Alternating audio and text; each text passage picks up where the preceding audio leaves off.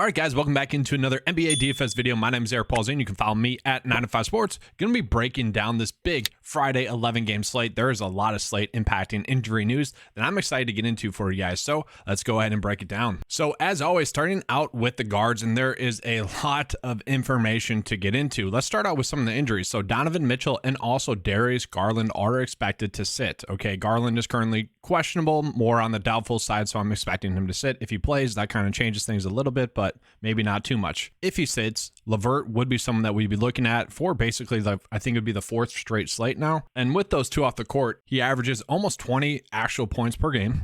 Okay, usage rate is 22%, and his fantasy point total per 36 is going to be 35. So we have seen him actually get over the 36 minutes, so maybe he gets closer to 40 points. With those two projected to be out, he is someone that you should be looking at. Obviously, you love the fact that he can play the guard or forward position as well. LeVert does make a lot of sense. The worry would be that with those two sitting out, that this game could potentially be a blowout, and thus maybe he doesn't get as many minutes as you would have liked. Isaac Okoro is going to get some minutes as well. Don't love that.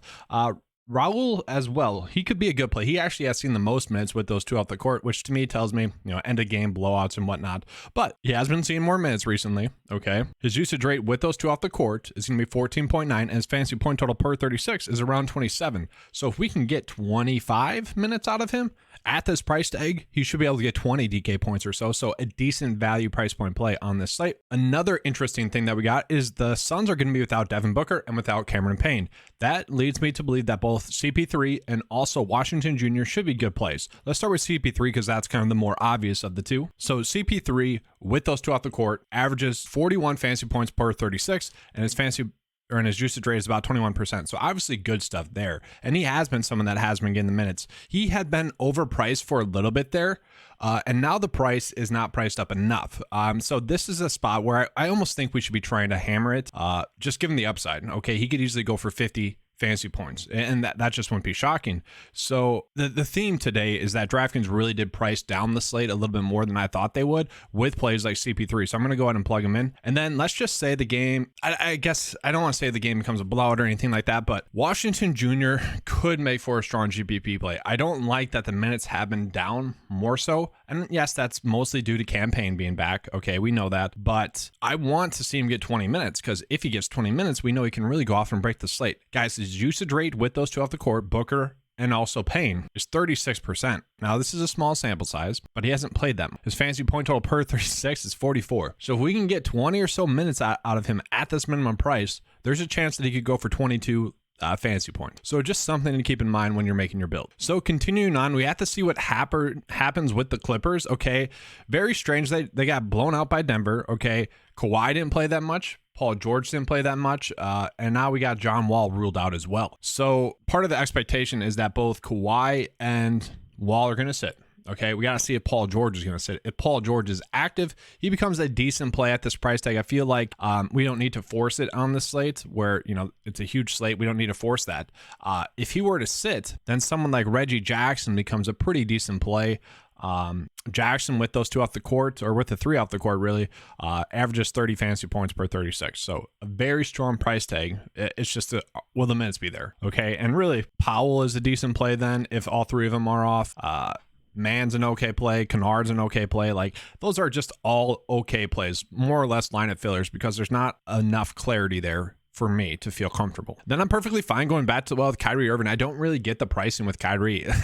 It's like Lauri Markkanen. Pretty much all over again. Continue to hammer these players until they're priced correctly. He should be a 9K player, just given his consistency. Okay, consistently putting up over 40 fantasy points basically every single game. Highly consistent, scoring a lot of points, getting a lot of assists.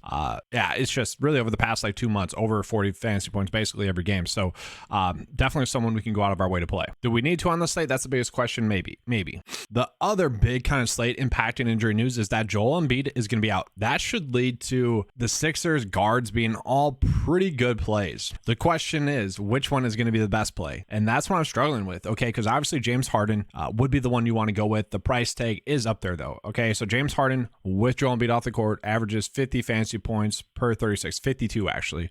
So, and he is someone that has been getting more minutes than that, so he could easily get to 60. His usage rate is 34%, so that is all great. The issue that we have after that is that you got Maxey back playing a full allotment of minutes in a smaller sample size because he's been injured. He has a usage rate of 30% and a fantasy point total of 37 fantasy points per 36. So he is someone that we could be looking at as well because he should be able to score 35 fantasy points. At the same time, Melton and Milton are both pretty good plays as well, which will beat off the court. They all kind of just soak up usage. I'm not saying play Milton, but it wouldn't be shocking to see him get to 23 fantasy points, okay? It's a guessing game there. They are all pretty good plays, just considering their price point. So you might just be kind of mixing and matching them if you're trying to target those players. Do want to talk about Monte Morris as well. Just without Bradley Beal, he should be a decent price point play, especially given the matchup with OKC. We have seen the minutes be there for him. He has been productive in those minutes as well. We would hope that he would be able to get 30 fantasy points. That's really what we'd be shooting for. So you got to decide for yourself if you think he's going to get there. Okay, but with Beal off the court, he does have a 17% usage rate, and his fantasy point total per 36 is 30 fantasy points. So we can see that he hasn't been getting those minutes, 36, more or less 30. Okay, so maybe more so like 27 fantasy points, and that's okay at this price tag. Like we would take that, not terrible. But as the day winds down, we should be able to find more better value. Okay, I don't know if we got that right now. Like I'd rather go Reggie Jackson, assuming heck we could just plug in Reggie Jackson right now. Just assuming Kawhi, and we already know John Wall's out. Okay, so let's go ahead and switch up and get into the forward. Oh, wait, one more. Curry. So Seth Curry is actually a pretty interesting play. So TJ Warren currently questionable, and even if TJ Warren plays, this doesn't change this play too much. So Curry started 2 games ago and has been looking pretty good. You know, he's been shooting the ball really well. So if we can catch him on like a hot streak shooting the basketball, that would be huge. And let's just say TJ Warren sits. Curry does have a 17% usage rate and averages 26 fantasy points per 36. So at this price tag, if we can get 20 points or so, that's huge. And he is someone that, kind of has broken the last 2 slates given his price tags. So he is someone that I do think value-wise, especially at this point of the day, is someone I'm looking at. Okay, now we'll get into the forward. So Giannis. Okay, what are we doing with Giannis? Because Drew Holiday is expected to be back, but the last time Drew Holiday was expected to be back, he didn't start and he didn't play that many minutes. So kind of something to monitor there, and it is going to be worthwhile to monitor this because Drew Holiday off the court has led to Giannis just dominating the last 4 games. Okay, if Drew Holiday plays, we expect more or less like 60, 59, and still at this price tag, especially given this matchup, like that's perfectly fine. He should be able to dominate against the Charlotte Hornets. Okay, one of the best matchups on the slate. But if we get news that Drew Holiday is going to be limited minutes restriction, then we're loading up on Giannis, and then also Portis and Brook Lopez become good plays as well. It's a big if-then statement, but it's a big if-then statement that could really pay off. So need to get more clarity on Drew Holiday, but we didn't get that the last time Drew Holiday was active. We didn't get news that he was going to not start, and thus his minutes were going to be restricted. So hopefully we get that before lock.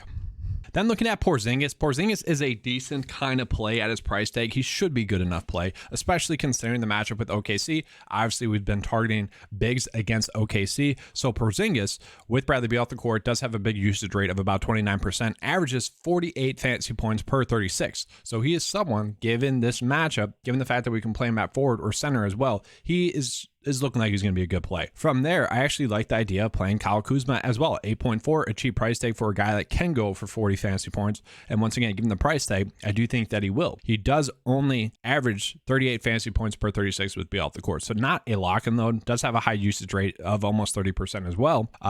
So it's just, can he get hot? And maybe that's a game that we try to stack. Tobias Harris should be a strong price point play with Embiid off the court. Okay. 24% usage rate, averages 38 fantasy points per 36 with him off the court. Honestly, at this price tag, given his production kind of recently as well, with an increase in usage most likely, I think Tobias Harris is a pretty strong play. Like, he should be a good play. And it's just tough not to like him at this price tag. So continuing on, like John Collins is at a cheap price tag as well. For a guy that has really went off and like broken a bunch of slates, sure. Is he a lock for cash? No. But is he a great GPP play? Yes. And the price hasn't really corrected too much. The Lakers aren't a terrible matchup. And if you look at what he has done with Clint Capella off the court, his usage rate is about 26, and his fantasy point total per 36 is 36. And we've seen him get an increase in minutes, so it wouldn't be shocking to see him go for 40 fantasy points once again. So John Collins also is appealing too because he is a forward and a center as well. So John Collins is going to be someone I think we are going to be looking at on tonight's slate. PJ Washington's an okay play with with Kelly Oubre and Gordon Hayward potentially sitting. Washington does average about 33 fantasy points per 36 with those two off the court. The worry would be that this game could potentially become a blowout. And then if you are worried about that, we'd be looking at Jalen McDaniels. Okay. Jalen McDaniels has been producing a lot more recently, has more minutes with those two off the court with Oubre and with Hayward off the court, and he averages about 30 fantasy points per 36. So if this game comes a blowout, which it should, the Bucks playing Charlotte there with a more healthy team, then we could see him be a better play than Washington, just given the fact that we don't have to worry about the minutes then. Looking at the Pelicans, they're perfectly fine plays. And I didn't mention CJ McCollum, I guess, as a guard. CJ McCollum, a fine price point play as well, with Zion off the court, with Brandon Ingram off the court. He should be able to get to 40 fantasy points as well. So looking at the other players, I don't mind. Trey Murphy, fine play. Would want him to be a little bit more productive. And I like Marshall a little bit more, but he is priced up a little bit more as well. Neither are like go out of your way to play. They are more or less shoulder shrug plays. Now, I do feel like we need to touch on OKC bigs as well. So they're going to be without 3 of their centers, and basically their last 3 centers that have been starting. James Earl Robinson, Jalen Williams, and Alexei are out. I'm not seeing him up here though. Oh, they put him to small forward. Okay, they are all out. Okay, so that's going to lead to some minutes going somewhere. Whether it's Baisley, Muscala, we got to see. But I honestly think it's going to be Jalen Williams and Kenrich Williams, the two that we want to target. So Jalen Williams' fantasy point total per 36 has been about 30 with all those bigs off the court. And he has been someone that has been much more productive. Sure, he shot the ball terribly in the last game against Orlando, still was able to put up 25 fantasy points. So at this price tag, still didn't hurt you that much. And we have seen him go off and really have some upside games as well. It's a riskier play, but given the price tag, I'm willing to play him. But at the same time, I really like Kenrich Williams as well. He has not been getting as many minutes, but might be thrust into more minutes tonight. And he is someone that has been producing, over 20 points, fantasy points in 3 straight games. That is highly appealing to me, and it should be to you guys as well. So Cedi Osman as well, decent play for Cleveland, bigs-wise. Denny's okay. Patrick Williams still had a strange price point, really, just given the amount of minutes he's been playing. And that's kind of it for now. I mean, obviously, we'll wait and see. Let's go ahead and get into the centers. So center-wise, okay, a lot of people are probably thinking, well, Montrezl Harrell went off the last time with Joel Embiid off the court. Can I play him? You could if you want to, still at a okay price tag. I don't know if I love that particularly, but if you guys want to, you could. One of the players that I kind of like the most tonight is actually Jared Allen. So if Garland and if Mitchell sit, he could be a very strong GPP play. His fantasy point total per 36 with those two off the court is 45, and his usage rate is 31. So he is someone that should benefit from them off the court. We have seen him just be way too inconsistent to really trust in cash, but at the same time, we could easily be getting 40 fantasy points at 6.3. And yes, you do worry about this game blowing out. That would be the biggest worry, but it's a cheap price tag for someone that should be able to go off. From there, I already mentioned John Collins. I like him as a play. Once again, if Drew Holiday is limited, Brooke Lopez is a decent price point play. And Yika, he's a decent GPP play as well. The question with him always is foul trouble. Is he going to stay out of foul trouble? If he is, then he's going to be a strong price point play. If he doesn't, then he's not. It's as simple as that. And let's look at what he did the last time against the Lakers. Really outproduced that price tag. Pirtle is an interesting play. When the minutes were there, you got like 30 minutes randomly went off. The minutes haven't been there. So, you could potentially play him in a good matchup against Detroit. Gafford's an interesting play as well for Washington. Just been on a tear, and the price tag is still too cheap. Hasn't really adjusted, especially given the matchup with OKC. Again, 3 straight games of over 28 DK points. Like, we would certainly take that. So right now, as it sits, he is someone that I feel like we need to be trying to play. If we get news that Eugene is called up and maybe he starts, he would be a good value play as well. I don't think that's going to happen. I don't expect that to happen, but just something, if you see the news pop up, think about it. Maybe dive into it a little bit more. But let's go ahead and get to the core plays. So other than the players listed here, I feel like these are going to be really strong options on the slate. Let's just kind of recap it. CP3 just priced down a little bit too much, more of a GPP play, a GPP core play in that sense that, the upside could really be there. We could potentially be getting 47, 50 fantasy points at a cheap price tag. LeVert with Garland out, with Mitchell out should be the correct play. And with that, so should Jared Allen. those are two options that really should see their fantasy point total increase, and their price point wasn't really corrected too much.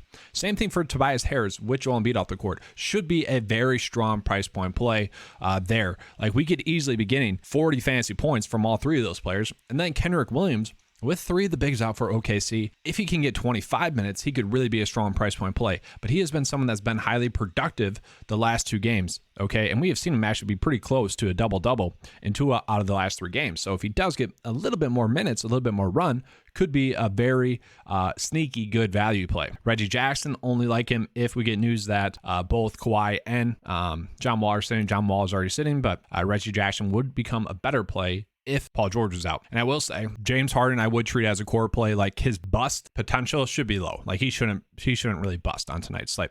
So let's go ahead and get into the lineup. It's not that hard. We got 11K left over. Who can we toss in there? Sure, I'd be fine with LeBron. LeBron has been on a tear. I'd be perfectly fine with that.